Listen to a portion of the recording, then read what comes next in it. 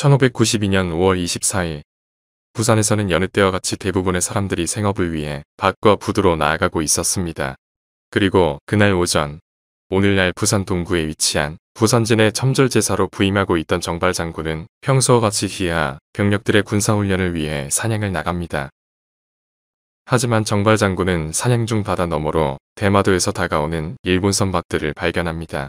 부산은 일본과 워낙 가까운 터라 일본의 배가 부산으로 오는 것 자체가 이상한 일은 아니었습니다. 그러나 정발 장군과 부산 백성들은 곧 이 배들이 단순한 세견선들이 아님을 곧 깨닫게 됩니다.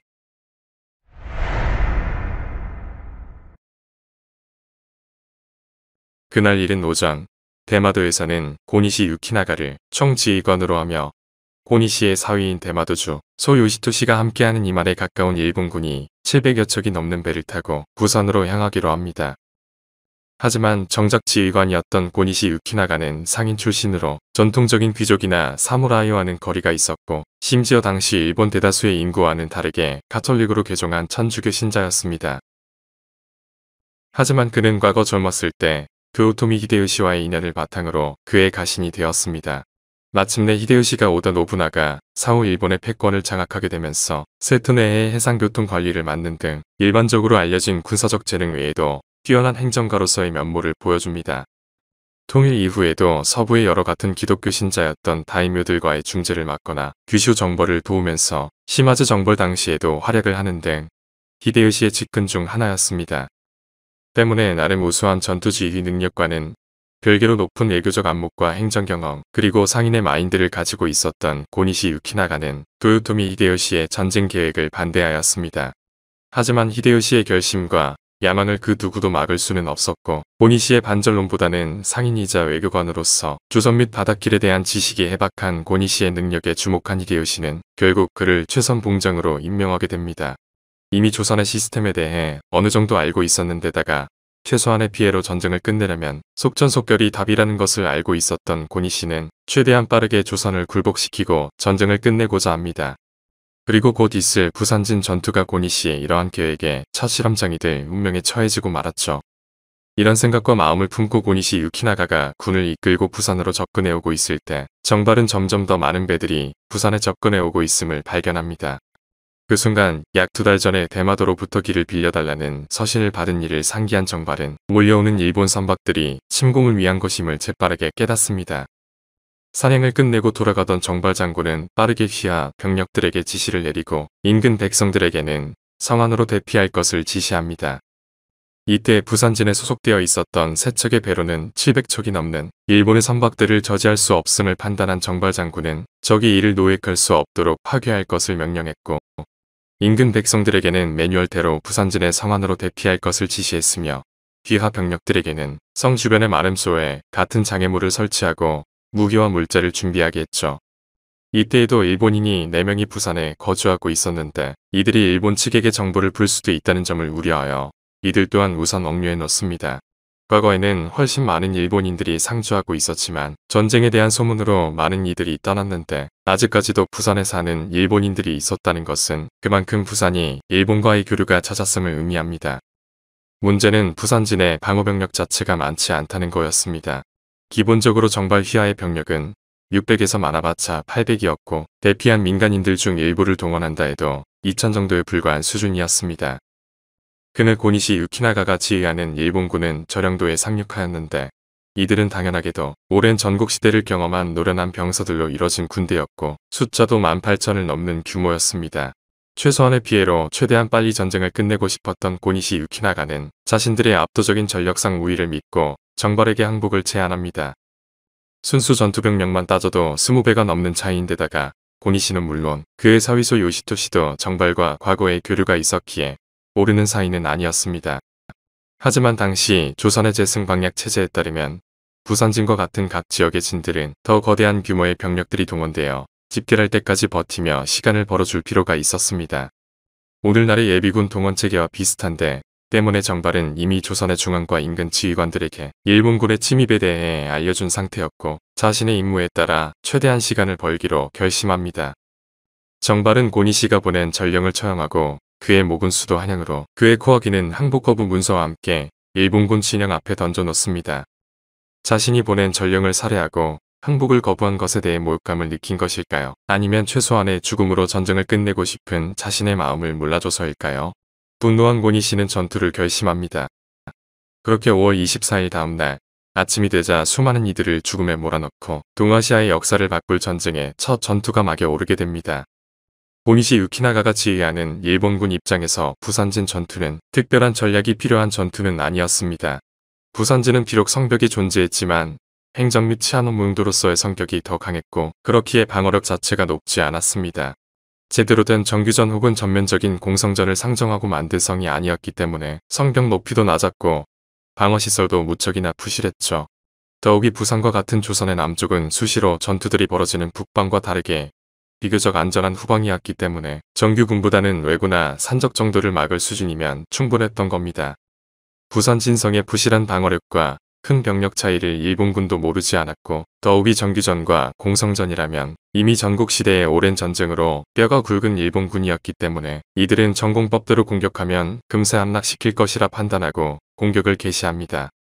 약 오전 5시쯤 일본군은 조선의 방어병력이 한 곳에 병력을 집중시키기 어렵도록 수적 우위를 활용하여 부산 진성을 에워선 뒤 지리적으로 유리하다고 판단되는 서문 방향으로 공격을 개시합니다. 하지만 이를 예상한 정발의 조선군은 이미 주변에 마름새와 같은 함정을 설치하여 일본군의 접근을 어렵게 하였고 이에 일본군의 진격이 둔화된 사이 조선군의 특기인 궁술로 화살을 날리며 격렬히 저항합니다.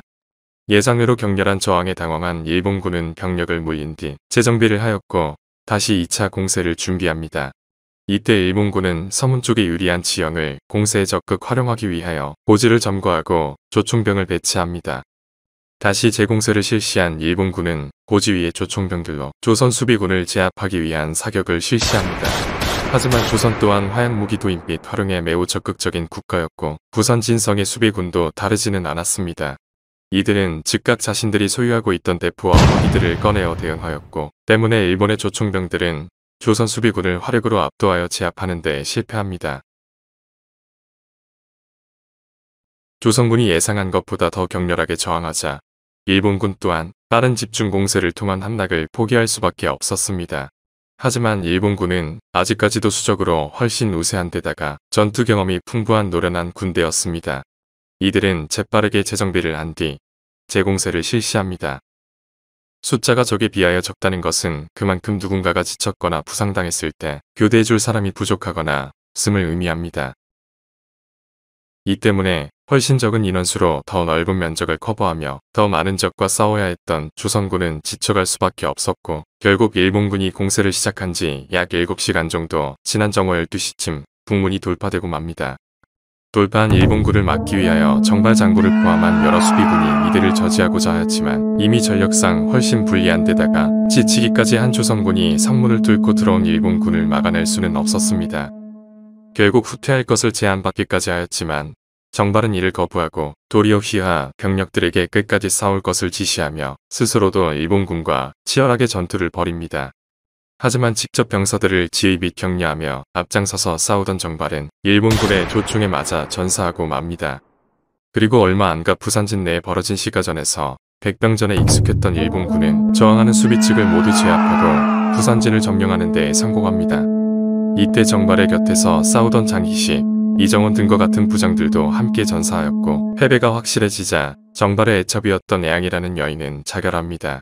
심지어 그녀의 몸종이었던 이들은 물론 수많은 조선의 백성들까지 싸우다 전사했다고 하니 부산진 수비 측의 저항이 얼마나 처절했는지를 알 수 있죠.